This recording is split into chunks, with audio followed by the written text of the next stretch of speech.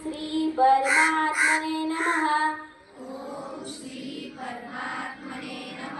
श्रीमद्भगवद्गीता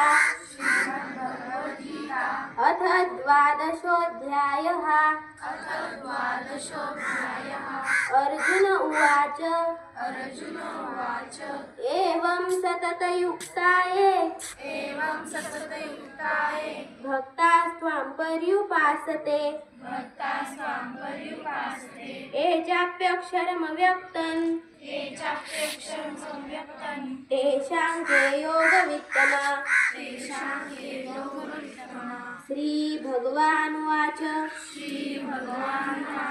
मय्यावेश्य मनो ये मां नित्ययुक्ता उपासते श्रद्धया परयोपेताः ते मे युक्ततमा मतः। ये त्वक्षरमनिर्देश्यम् अव्यक्तं पर्युपासते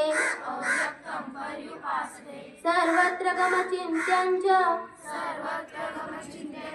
कूटस्थमचलं ध्रुवम्